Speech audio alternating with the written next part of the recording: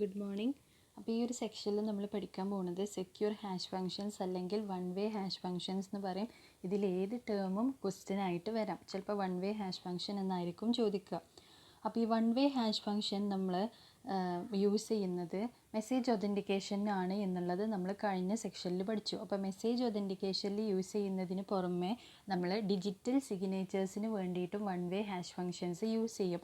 Digital signatures എന്ന് ഉദ്ദേശിക്കുന്നത് നമ്മൾ ഡിജിറ്റലി നമ്മൾ ഓരോ ഡോക്യുമെൻറ്റിനും വെരിഫിക്കേഷൻ നടത്താറില്ലേ ഓൺലൈനൊക്കെ ആയിട്ട്. അപ്പോൾ ആ ഒരു കൺസെപ്റ്റ് വരുന്നത് തന്നെയാണ് ഡിജിറ്റൽ സിഗ്നേച്ചേഴ്സ് എന്ന് പറയുന്നത്. അതിൻ്റെ ഡീറ്റെയിൽഡ് സെക്ഷൻ വേറെ ലാസ്റ്റിലേക്ക് വരുന്നുണ്ട്.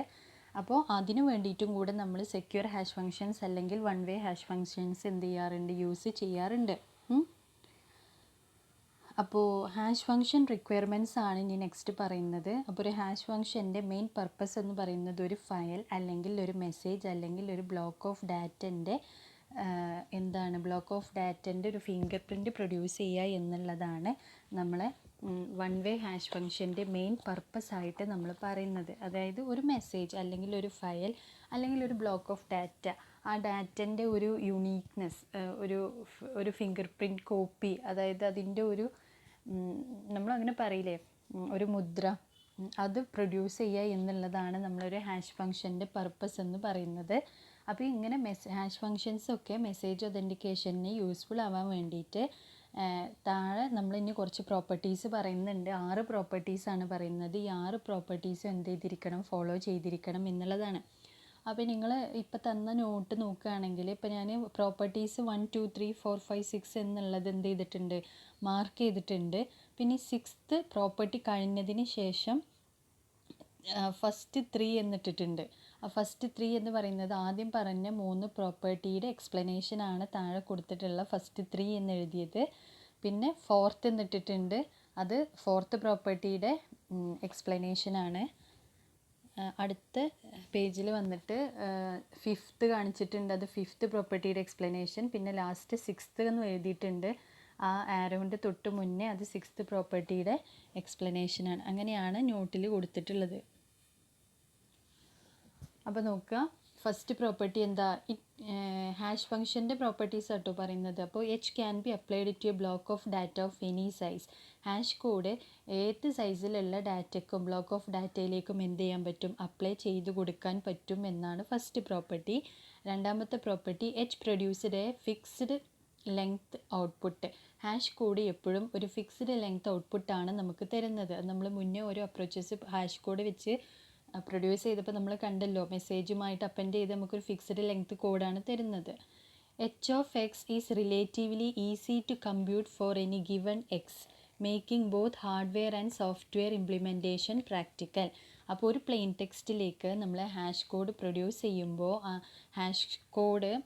ഹാഷ് ഫങ്ഷൻ അപ്ലൈ ചെയ്യുമ്പോൾ നമുക്ക് പ്രൊഡ്യൂസ് ചെയ്യാൻ ഈസി ആയിരിക്കും എന്നുള്ളതാണ്. ഹാഷ് കോഡ് പ്രൊഡ്യൂസ് ചെയ്യാൻ ഈസി ആയിരിക്കും. കാരണം എങ്ങനെ ഈസി ആവും, അതിൻ്റെ ഹാർഡ്വെയർ ആൻഡ് സോഫ്റ്റ്വെയർ ഇംപ്ലിമെൻറ്റേഷൻസ് ഒക്കെ അതിനനുസരിച്ച് പ്രാക്ടിക്കലി ആണ് ബിൽഡ് ചെയ്തിട്ടുള്ളത് എന്നുണ്ടെങ്കിൽ എച്ച് ഓഫ് എക്സ് നമുക്ക് ഈസി ആയിട്ട് എന്ത് ചെയ്യാൻ കഴിയും, കമ്പ്യൂട്ട് ചെയ്യാൻ കഴിയും, ക്രിയേറ്റ് ചെയ്യാൻ കഴിയും എന്നുള്ളതാണ്.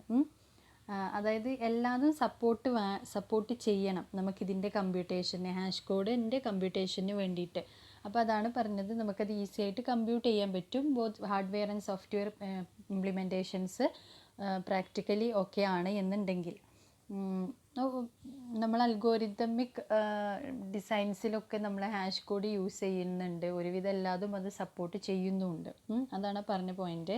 അപ്പോൾ ഈ ഫസ്റ്റ് 3 പറഞ്ഞ പോയിൻറ്റിൻ്റെയും എക്സ്പ്ലനേഷനാണ് താഴെ ഫസ്റ്റ് 3 എന്നിട്ടിട്ടുള്ളത്. The first 3 properties are requirements for the practical application of a hash code to message authentication. ആദ്യം പറഞ്ഞ ഈ 3 പ്രോപ്പർട്ടീസും ഹാഷ് ഫങ്ഷൻ്റെ പ്രാക്ടിക്കൽ ആപ്ലിക്കേഷന് നിർബന്ധമായിട്ടും വേണ്ട റിക്വയർമെൻറ്റ്സ് ആണ്.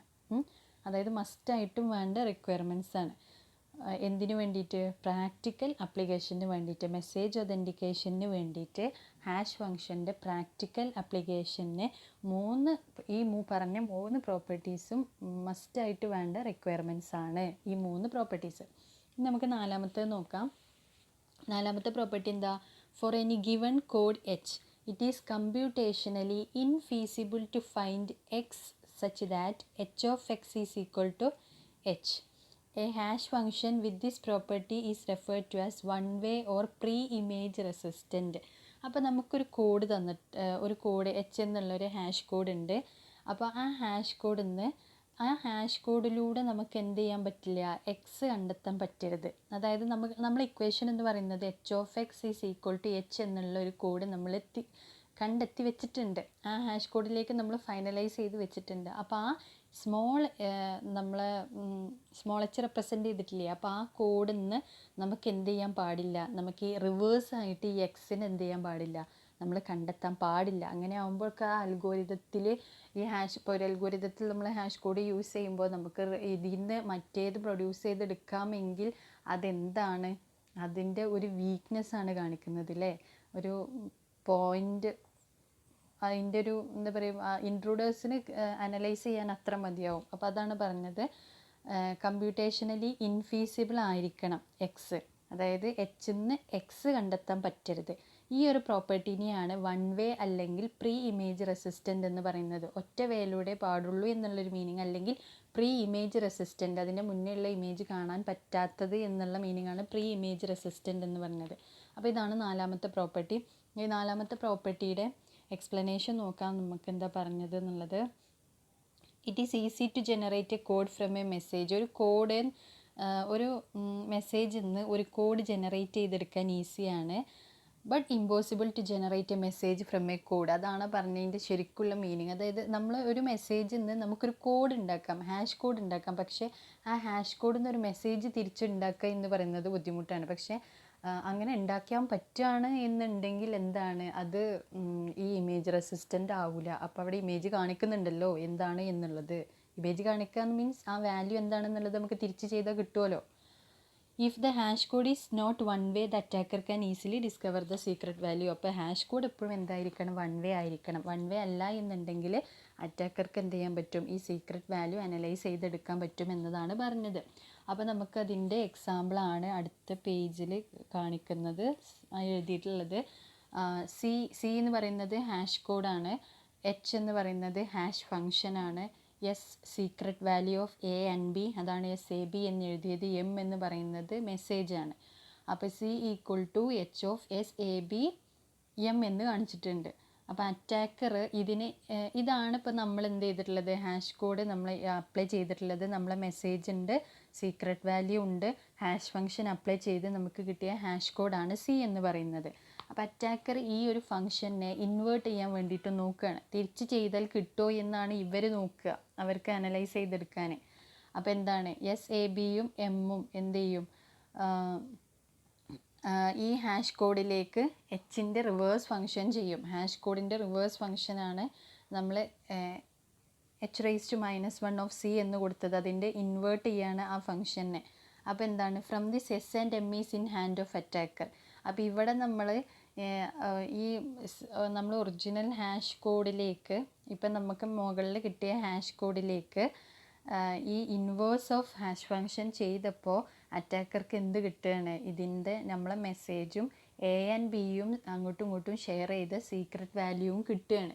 അപ്പോൾ അത് അറ്റാക്കറുടെ കയ്യിലായി. അങ്ങനെയാണെന്നുണ്ടെങ്കിൽ ഇതെന്താണ്, റിക്കവറബിളായി. ഇങ്ങനെ ആവരുത് എന്നതാണ് നമ്മളെ ഹാഷ് കോഡിൻ്റെ നാലാമത്തെ പ്രോപ്പർട്ടി പറയുന്നത് കേട്ടോ. ഇങ്ങനെ ആവാൻ പാടില്ല.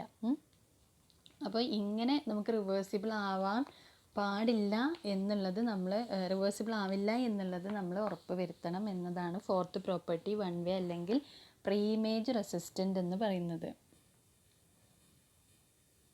നോക്കാം ഇനി അഞ്ചാമത്തെ പ്രോപ്പർട്ടി എന്താണ്. For any given block X it is computationally infeasible to find Y not equal to X with H of X is equal to H of Y is equal to H of X. അപ്പോൾ H of Y equal to H of X എന്നുള്ള condition ഉണ്ട്. പക്ഷെ അതിൽ എന്ത് condition feasible ആവാൻ പാടില്ല, y not equal to x. A hash function with this property is referred to as second pre-image resistant. This is sometimes referred to as weak collision resistant. അപ്പോൾ ഇതിൻ്റെ explanation നമുക്ക് ഫിഫ്ത്തിൽ property ആയിട്ട് ഇവിടെ കൊടുത്തിട്ടുണ്ട്. The fifth property makes impossible to find an alternative message with the same hash value as a given message. അതായത് നമ്മളെ മെസ്സേജിൻ്റെ hash വാല്യൂന്ന് alternative ആയിട്ടുള്ളൊരു message എന്ത് ചെയ്യാൻ പാടില്ല, നമ്മൾ ഫൈൻഡ് ചെയ്തെടുക്കാൻ പാടില്ല എന്നതാണ് പറഞ്ഞിട്ടുള്ളത്. അതായത് ഇപ്പം നമ്മൾ എച്ച് ഉണ്ട്, എച്ച് ഓഫ് എക്സ് എന്ന് നമ്മൾ പിന്നെ വൈ എന്ത് ചെയ്യാൻ പാടില്ല, അതിൻ്റെ ഒരു ആൾട്ടർനേറ്റീവ് മെസ്സേജായിട്ട് നമ്മൾ ജനറേറ്റ് ചെയ്തെടുക്കാൻ പറ്റരുത് എന്നതാണ്. അത് റെസിസ്റ്റ് ചെയ്യണമെന്നാണ് രണ്ടാമത്തെ ഇമേജിന്. അതായത് എച്ച് എന്ന് എക്സും എക്സ് യൂസ് ചെയ്തിട്ട് വൈയും എന്ത് ചെയ്യാൻ പാടില്ല, നമ്മൾ ജനറേറ്റ് ചെയ്തെടുക്കാൻ പറ്റരുത്, ഈ ഒരു ഹാഷ് കോഡിൻ്റെ ഒരു പ്രോപ്പർട്ടി ആയിട്ട് പറയുന്നത്. അപ്പോൾ അങ്ങനെ അതിനെയാണ് നമ്മൾ ഈ സെക്കൻഡ് പ്രീ ഇമേജ് റെസിസ്റ്റൻ്റ് എന്ന് പറയുന്നത്. അപ്പോൾ if this property is not followed, അപ്പോൾ ഈ പ്രോപ്പർട്ടി ഫോളോ ചെയ്തിട്ടില്ലെങ്കിൽ അറ്റാക്കർക്ക് എന്തൊക്കെ ചെയ്യാൻ പറ്റും എന്നുള്ളതാണ് ഇവിടെ 3 പോയിൻ്റായിട്ട് നമ്മൾ പോയിൻ്റ് ഔട്ട് ചെയ്തിട്ടുള്ളത്. ഒന്നെന്താണ്, observe or intercept message plus its encrypted hash code.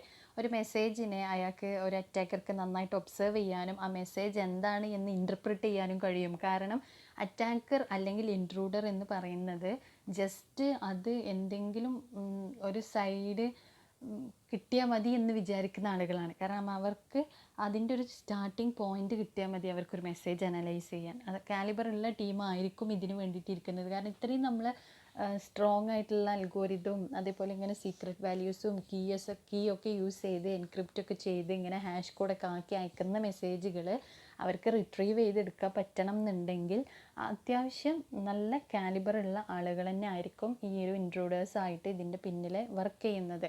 അപ്പോൾ എന്താണ്, അവർക്ക് ഇതിൻ്റെ ചെറിയ ഒരു ഭാഗം മതിയാവും. അതായത് ഈ മെസ്സേജിൻ്റെ ഏകദേശം ഒന്ന് ഇൻ്റർപ്രിറ്റ് ചെയ്യാൻ കഴിഞ്ഞാൽ അവർക്ക് അത് റിലേറ്റഡ് ആയിട്ടുള്ള കംപ്ലീറ്റ് മെസ്സേജ് എന്ത് ചെയ്യാൻ കഴിയും, ഇൻ്റർപ്രിറ്റ് ചെയ്യാൻ കഴിയും. അല്ലെങ്കിൽ അത് വേറെ ഏതെങ്കിലും മെസ്സേജിൽ സെയിം ഹാഷ് കോഡൊക്കെ നമ്മൾ ഹാഷ് ഫങ്ഷനൊക്കെ യൂസ് ചെയ്തിട്ടുണ്ട് എന്നുണ്ടെങ്കിൽ അതും അവർക്ക് എന്ത് ചെയ്യാൻ പറ്റും, അനലൈസ് ചെയ്തെടുക്കാൻ പറ്റും. അതാണ് പറഞ്ഞത്. അപ്പോൾ ഈ മെസ്സേജിനെ ഒബ്സർവ് ചെയ്യാനും മെസ്സേജിനെ ഇൻ്റർപ്രിറ്റ് ചെയ്യാനും അവർക്ക് കഴിയും. Plus its encrypted hash code, encrypt ചെയ്ത ഹാഷ് കോഡും അവരതിലൂടെ നിന്ന് എടുക്കും. ഒരു ചെറിയ പോയിന്റ് കിട്ടിയാൽ മതി, അതിന്ന് അവരതെടുക്കും. പിന്നെ generate an encrypted hash code from the second. പിന്നെ നമ്മൾ വൈ എന്നുള്ളതിൽ നിന്ന് നമുക്ക് എന്ത് ചെയ്യാൻ പറ്റും, നമുക്കല്ല അറ്റാക്കേഴ്സിന് അൺഎൻക്രിപ്റ്റഡ് ഹാഷ് കോഡ് എന്ത് ചെയ്യാം, ഇൻ്റർപ്രിറ്റ് ചെയ്തെടുക്കാം. അപ്പം നമ്മൾ ഒരു സെക്ഷന് ചിലപ്പോൾ അയക്കുന്ന മെസ്സേജിൽ ഫസ്റ്റ് ഇമേജിന് മാത്രമേ നമ്മൾ ചിലപ്പോൾ എൻക്രിപ്ഷൻ നടത്തിയിട്ടുണ്ടാവുള്ളൂ. അത് റിലേറ്റഡ് ആയിട്ട് വരുന്ന സെക്കൻഡ് ഇമേജിന് നമ്മൾ എൻക്രിപ്ഷൻ നടത്തിക്കോണമെന്നില്ല. അതായത് സെക്കൻഡറി ആയിട്ട് വരുന്ന ഡാറ്റാസ്. അപ്പോൾ ഈ ഫസ്റ്റിലൂടെ നമുക്ക് സെക്കൻഡ് മെസ്സേജിന് ആക്സസ് ചെയ്യാൻ അറ്റാക്കർക്ക് കഴിഞ്ഞാൽ എന്ത് ചെയ്യാം, അവിടെ ഹാഷ് കോഡ് എൻക്രിപ്റ്റഡ് ആയിക്കോണമെന്നില്ല. മനസ്സിലായോ?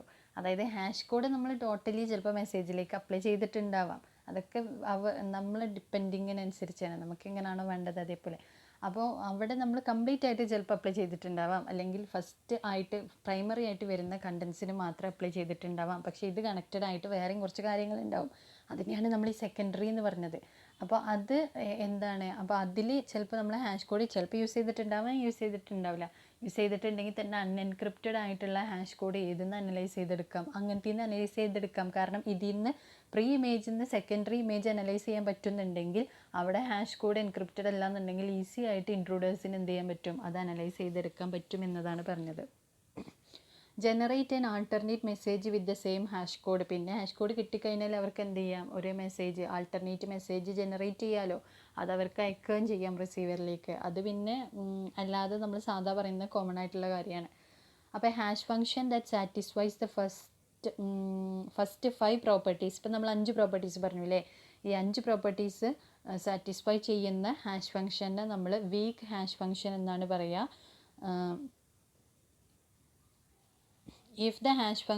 if the sixth property satisfied, it is strong hash function എന്ന് പറയും. അപ്പോൾ ആദ്യത്തെ 5 ഹാഷ് ഫംഗ്ഷൻ പ്രോപ്പർട്ടീസ് സാറ്റിസ്ഫൈ ചെയ്തില്ലെങ്കിൽ നമ്മൾ അതിനെ വീക്ക് ഹാഷ് ഫംഗ്ഷൻ എന്ന് പറയും. ഇനി 6ാമത്തെ ഒരു പ്രോപ്പർട്ടി നമുക്ക് പറയാനുണ്ടല്ലോ. അപ്പോൾ ഈ 6ാമത്തെ പ്രോപ്പർട്ടി സാറ്റിസ്ഫൈഡ് ആണ് എന്നുണ്ടെങ്കിൽ നമുക്ക് ആ ഹാഷ് ഫംഗ്ഷൻ സ്ട്രോങ് ആണ് എന്ന് പറയാം. 6 പ്രോപ്പർട്ടീസും സാറ്റിസ്ഫൈഡ് ആയാൽ സ്ട്രോങ് ആണ്.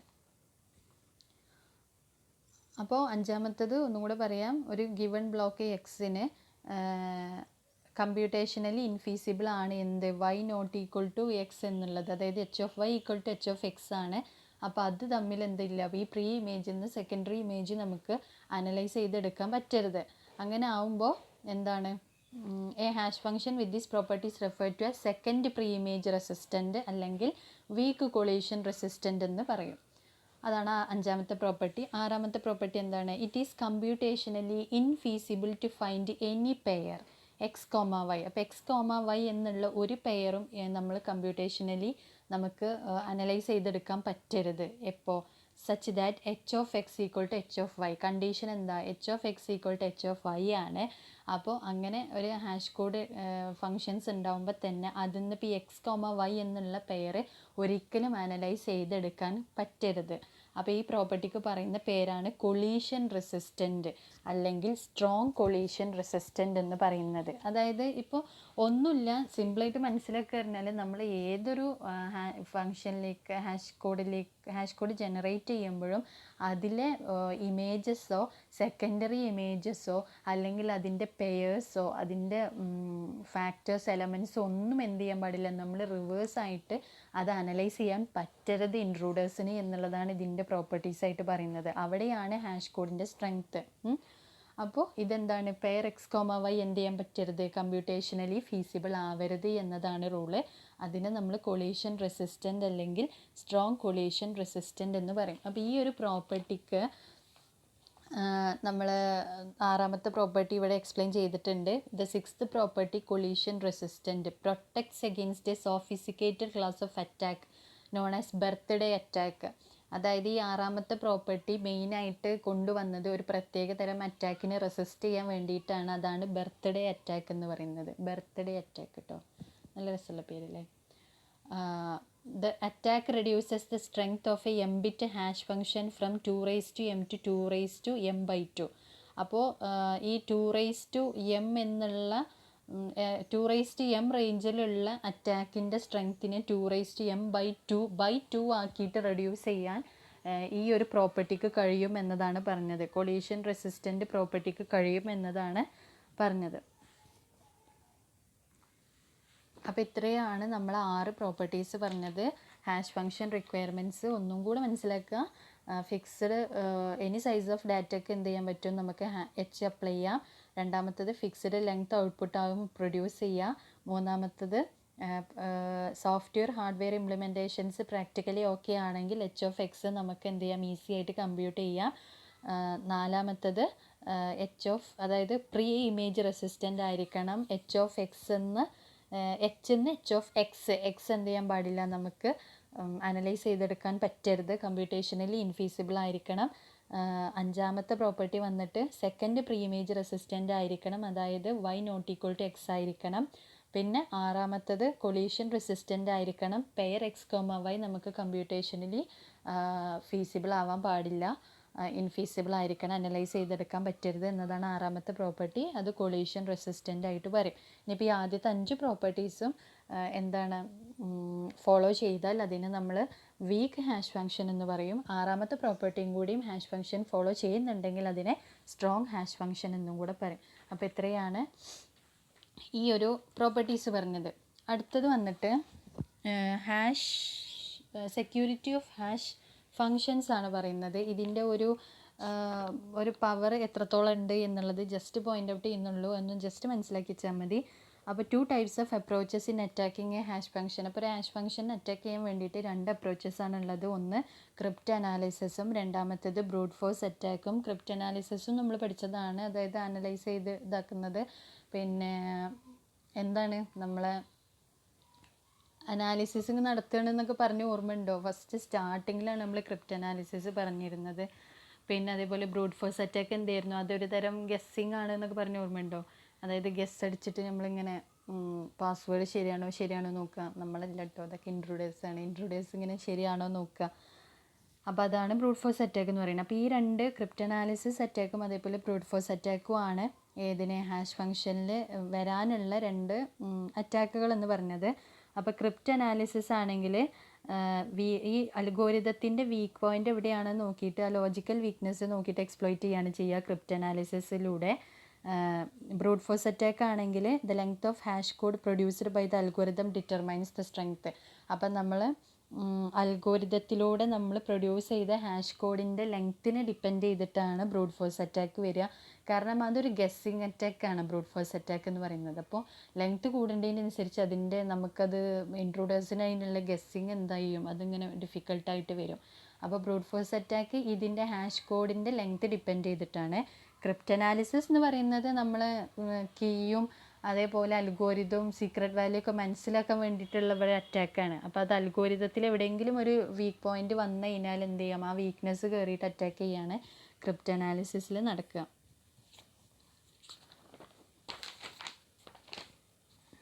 അപ്പോൾ ഇതിൻ്റെ ഒരു എക്സാമ്പിളായിട്ട് കൊടുത്തിട്ടുണ്ട്. അതായത് എത്രത്തോളമാണ് ഇതിൻ്റെ ഒരു എഫേർട്ട് എന്താണ്. For a hash code of length n the level of effort required is proportional to the following. അപ്പോൾ ഒരു n ലെങ്ത് ഉള്ള ഹാഷ് കോഡിന് എത്രത്തോളം എഫേർട്ട് അതിന് പ്രൊപ്പോർഷണലായിട്ട് വേണ്ടി വരും എന്നുള്ളതാണ്. ജസ്റ്റ് ഇതേപോലെ പഠിച്ചാൽ മതി. പ്രീ ഇമേജ് റെസിസ്റ്റൻറ്റിന് 2n എഫേർട്ട് വേണം എന്നുള്ളതാണ്. അതായത് ഒരു പവർ എന്നുള്ള മീനിങ് ആണ് പറയുന്നത്. സെക്കൻഡ് പ്രീ ഇമേജ് റെസിസ്റ്റൻറ്റിന് വീണ്ടും 2n, കൊളീഷൻ റെസിസ്റ്റൻ്റ് ആണെങ്കിൽ 2n/2 അത്രയും എഫേർട്ട് റിക്വയർഡ് ആണ് ഈ n ലെങ്ത് ഉള്ള ഹാഷ് കോഡിന് പ്രൊപ്പോർഷണലായിട്ട് വേണം എന്നതാണ് ഒരു എക്സാമ്പിളായിട്ട് അവിടെ കാണിച്ചത് കേട്ടോ. അപ്പോൾ ഇത്രയാണ് എന്ത് പറഞ്ഞത്, നമ്മൾ സെക്യൂരിറ്റി ഓഫ് ഹാഷ് ഫങ്ഷൻസിൽ പറഞ്ഞത്.